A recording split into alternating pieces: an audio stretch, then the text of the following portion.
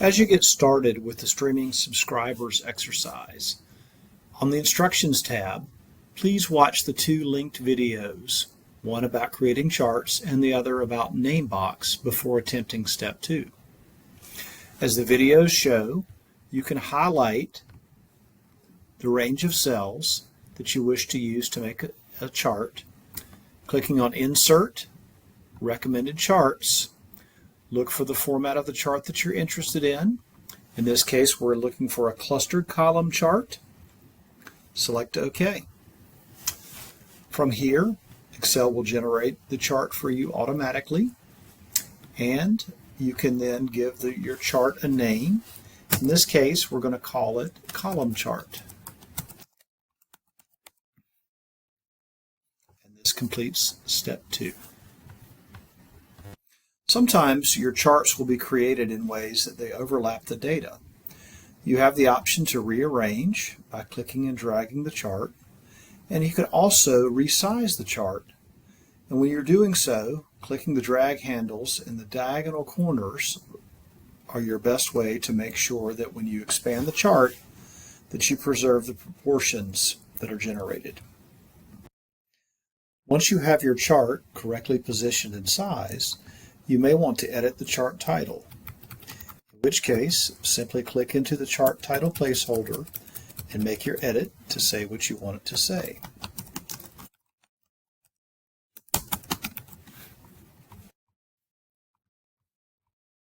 Sometimes it's useful to show the numbers on your chart.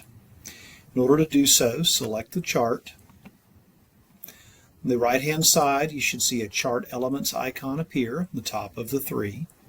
Clicking on it, you're then able to select Data Labels and to choose the position. In our case, we want outside end.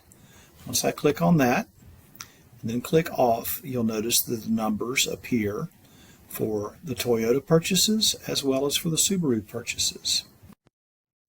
To change the color of the bars, click one of the bars that you wish to change. In this case, I'm going to click on my Toyota purchases bars. Then I can go up under Format, Format Selection. Here I have the option to choose the fill for my bars. We'll go to Fill, Solid Fill, and in this case I'm going to choose red. Now all of my bars are red. Similarly, I could go and click the Subaru bars, and if I would like them to be a different color, I will choose that, and maybe they should be green. And now both of my bars have different colors. Sometimes we may want to make more than one chart off the same set of data. I'm going to highlight my data table, go over to Insert, Recommended Charts. Here we're going to explore all charts, and I know that I want to use a line chart, and when I see that, I'm going to choose the second one and click OK. Now I have a chart. However, it has been placed on top of the other chart, which I'll need to sort out. Remember, undo is your friend. Clicking on the entire chart, I will move it down below here, and I'm going to give it a name, and I'm going to call it Line Chart. Hit Enter.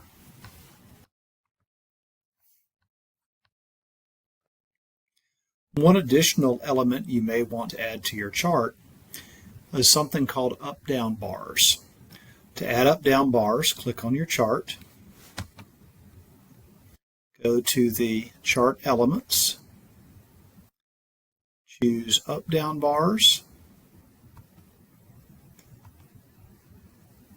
and click off of them. Once you've chosen your up-down bars and added them to them, you can change the color by simply highlighting the bars, going up to Format, Format Selection, and now we're going to choose our fill color, and we're going to do a light gray. Now that I've done that, I've completed my chart.